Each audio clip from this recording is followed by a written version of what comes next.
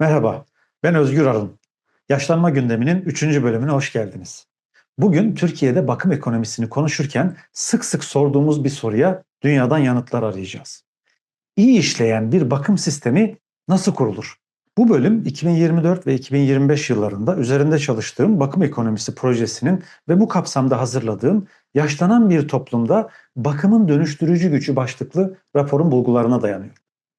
Raporumda Uruguay'dan Finlandiya'ya, Japonya'dan Malezya'ya kadar pek çok ülkenin deneyimini inceleyip Türkiye için ne tür dersler çıkarabileceğimizi tartışıyorum. Bugün bu geniş panoramadan özellikle iki ülkeye yani Uruguay ve Finlandiya'ya yakından bakacağız. Çünkü bu iki ülke çok farklı toplumsal koşullara sahip olsalar da ortak bir şey yapıyorlar. Bakımı ailelerin özel sorunu olmaktan çıkarıp kamusal bir sorumluluk ve hak alanı olarak yeniden tanımlıyorlar. Önce Latin Amerika'ya, Uruguay'a gidelim. Uruguay 2015 yılında ulusal entegre bakım sistemini kurarak dünyada öncü bir adım attı. Aslında bu sistem erken çocukluktan engellilere ve oradan yaşlılara kadar geniş bir nüfusu kapsayan bütüncül bir bakım ağı kurmayı hedefliyordu. Yani sadece yaşlılık dönemine değil, yaşlanma sürecine odaklanıyordu. Burada kritik olan birkaç nokta var. Bakım anayasal bir hak olarak tanımlanıyor. Yani bakım ihtiyacı aile içerisinde bir dayanışma meselesi değil. Daha ziyade devletin sorumluluk alanına taşınıyor. Sistem vergi temelli.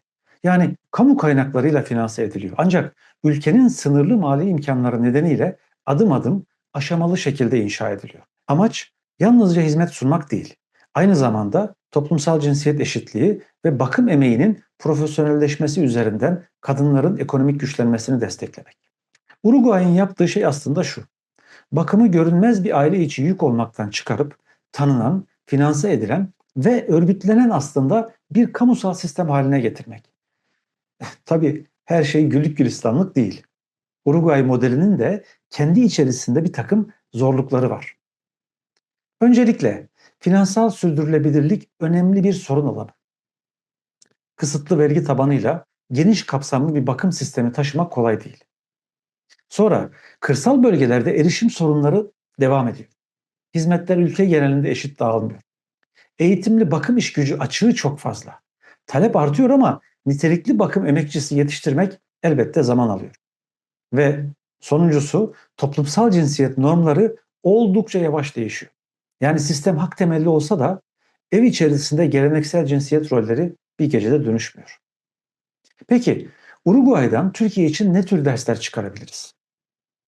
Öncelikle bakımı bir hak olarak tanımlamadan kalıcı dönüşüm zor. Bunu mutlaka akılda tutmamız gerekiyor. Uruguay örneği gösteriyor ki bakım, yardım ya da bir sosyal proje ya da kampanya değildir. Bakım anayasal düzeyde tanınması gereken bir hak alanıdır. İkincisi, toplumsal cinsiyet eşitliği bakım sürecinden ayrı düşünülemez. Ücretsiz bakım emeğinin sorumluluğu büyük ölçüde kadınların omuzundayken bakım sistemi kadınların ekonomik hayata katılımını desteklemeyi de hedeflemeli. Sistemi bir gecede değil, aşamalı ve planlı kurmamız ancak mümkün. Uruguay sınırlı kaynaklarla bile hangi gruplardan başlayarak ve hangi sıralamayla ilerleyeceğini de belirleyerek bir yol haritası çizmiş durumda. Şimdi Latin Amerika'dan biraz çıkıp Kuzey Avrupa'ya yani Finlandiya'ya bakalım. Finlandiya uzun yıllardır Nordik bakım modelinin bir parçası. Yani evrenselci, vergi temelli, kamu liderliğinde bir sistemden bahsediyoruz burada. Ancak nüfusun yaşlanması, kırsal alanların boşalması ve bakım iş gücündeki sıkışma gibi nedenlerle bu model sürekli yeniden tartışılıyor ve sürekli güncellenme ihtiyacı hissediyor.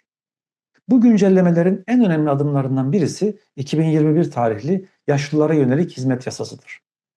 Bu yasa bakım ihtiyacı olan yaşlılara hak temelli bir çerçeve sunuyor. Evde bakım, gündüzlü bakım ya da rehabilitasyon gibi hizmetleri bir arada düşünerek bütüncül bir yaklaşımı benimsiyor. Ve bunların disiplinler arası ekipler tarafından yürütülmesini öngörüyor. Finlandiya'da bakım sistemi birkaç temel ilke etrafında şekilleniyor aslında. Öncelikle kamu finansmanı ve belediye sorumluluğu ön planda. Hizmetler genel vergilerle finanse ediliyor ve yerel yönetimler uygulamada kilit aktör konumunda. Evde ve topluluk içinde yaşamın desteklenmesi önemli bir adım. Amaç insanların mümkün olduğunca yerinde yaşlanması ve kendi evlerinde, kendi mahallelerinde kalabilmesini sağlamak. Ekip temelli çalışma ve yüksek düzeyde sendikal örgütlülük söz konusu. Hem sağlık hem sosyal bakım alanında ekipler halinde çalışıyorlar. Bakım işgücü sendikal olarak güçlü ve sosyal güvencelere sahip. Tüm bunlara ek olarak Finlandiya'nın bakım modelinde iki önemli araç daha var. Birincisi, bakım için nakdi destek modelleri geliştirmişler. Böylece Finlandiya'da aile üyeleri resmen bakım sağlayıcı olarak istihdam edilebiliyorlar. Bu sistemler kamu tarafından finanse edilen ama birey merkezli ve oldukça esnek nakit yardımlar sunuyor. Bakım alan kişinin kimin bakım vereceğine ve bakımın nasıl bir düzen içerisinde kurulacağına dair söz hakkı bulunuyor. Şimdi burada hem güçlü bir yan hem de bir takım riskler var. Güçlü yan elbette ailenin özelliğiyle kamusal güvenceyi birleştiriyor olması. Böylece kişiye uyarlanmış çözümler üretilebiliyor. Risk ise şu: dikkatli tasarlanmadığında kadınların ücretli istihdamdan çekilmesi teşvik edilebilir ve toplumsal cinsiyet eşitsizliği yeniden ama yeniden üretilebilir. İkinci önemli araç dijital sağlık ve telesağlık altyapısının kurulmuş ve tabii ki kullanılıyor olması.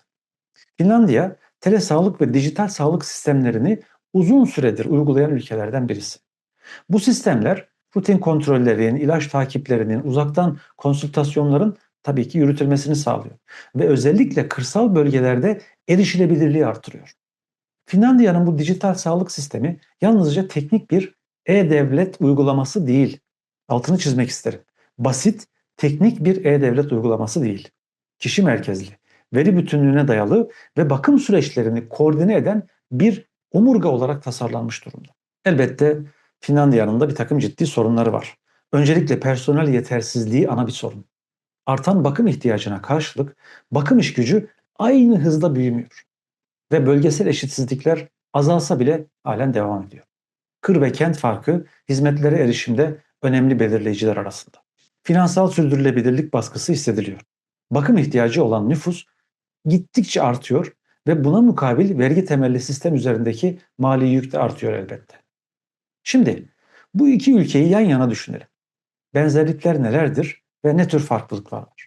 Benim tespit edebildiğim kadarıyla ortak yanlar şöyle sıralanabilir. Bir kere her ikisi de bakımı kamusal bir sorumluluk olarak tanıyor. Ve her iki toplumda da yaşlılara yönelik hizmet yasası üzerinden bakımın hak temelli bir çerçeveye oturtulması gerektiği savunuluyor. Her iki ülkede de ücretsiz bakım emeğinin yükünü azaltmaya, yani sorumluluğu devlet, piyasa, sivil toplum ve aile arasında yeniden dağıtmaya çalışan bir denge söz konusu. Aynı zamanda bakım işgücünü güçlendirmeden iyi bir sistem kurulamayacağını kabul ediyorlar. Eğitim, sertifikasyon, sendikal haklar ve çok önemli mesleki tanınma üzerinden bakım emeğinin statüsünü arttırmaya çalışıyor. Şimdi farklılıkları ise birkaç başlıkta şöyle toparlayabilirim. Finlandiya güçlü bir refah devleti geleneğine sahip. Yani yüksek gelirli, yüksek düzeyde örgütlü bir bağlamda çalışıyor bakım emekçileri. Uruguay'da ise daha sınırlı mali kaynaklar var. Ve bu daha sınırlı olan mali kaynaklarla ama çok güçlü bir hak temelli ve toplumsal cinsiyet eşitliği odaklı vizyona sahipler. Ve sistemi adım adım kuruyorlar. Finlandiya dijital altyapısını ve belediye sistemini kullanarak bakımı daha çok yerel yönetimler ve dijital koordinasyon üzerinden kuruyor. Uruguay ise ulusal yasama ve anayasal tanım yoluyla bakım hakkını güvence altına alıyor ve toplumsal cinsiyet ilişkilerini dönüştürmeyi açık hedefler haline getirmiş durumda. Şimdi bu iki örnek bize tam olarak ne söylüyor biliyor musunuz? Biricik ideal bir bakım modeli yoktur. Ama iyi modellerin paylaştığı çok önemli ortak ilkeler vardır. Araştırmam sonucu yazdığım raporumda bunları Birleşmiş Milletler'in 5R çerçevesiyle tanımlamıştım. Birincisi, tanı. Yani ücretsiz bakım emeğinin değerini kabul et. İkincisi, azalt. Gereksiz bakım yükünü iyi hizmet ve teknolojiyi kullanarak azalt. Üçüncüsü, yeniden dağıt. Sorumluluğu aile, devlet, yerel yönetimler, gerekirse piyasa ama mutlaka sivil toplum arasında yeniden paylaştır. Dördüncüsü, ödüllendir. Bakım emekçilerine adil ücret, sosyal güvence ve mesleki statü ver. Ve beşincisi, temsil. Yani kadınların, yaşlıların, engellilerin ve mutlaka bakım verenlerin karar süreçlerine katılımını sağla. Uruguay ve Finlandiya kendi koşullarına göre farklı yollar izleseler de bu 5R çerçevesini mutlaka sistemin içerisine entegre etmiş durumdalar ve uyguluyorlar. Peki, bütün bunlar Türkiye'de bakım ekonomisini oluştururken ne işimize yarayacak? Bu örneklerden çıkardığımız dersleri aslında 3 temel başlıkta toparlayabiliriz. Birincisi, bakımı anayasal ve yasal bir hak alanı olarak yeniden tanımlamak zorundayız. Tıpkı Uruguay örneğinde olduğu gibi bakımın merhamet ya da hayırseverlik değil, bakın altını çizmek istiyorum, hak olarak kodlandığı bir sistemin rasyonel biçimde planlanması gerekiyor. 2. Kamu liderliğini, ailelerin gerçekliğini ve dijital kapasiteyi birleştiren hibrit bir modele ihtiyacımız var. Finlandiya'nın belediye temelli dijital destek modeli ile Uruguay'ın hak temelli ve toplumsal cinsiyet eşitliği odaklı yaklaşımı Türkiye için bir sentezin de mümkün olduğunu bizlere hatırlatıyor. Üçüncüsü, bakım iş gücünü ve bakım veren aile üyelerini birlikte düşünmeliyiz. Sadece kurum sayısını arttırmak değil, bakım işçilerini eğitim, ücret, sosyal güvence ve sendikal haklar açısından güçlendirmek, aynı zamanda aile içi bakım verenleri de tüm bu sosyal haklarla donatarak desteklemek ana amaçlardan birisi olmalı.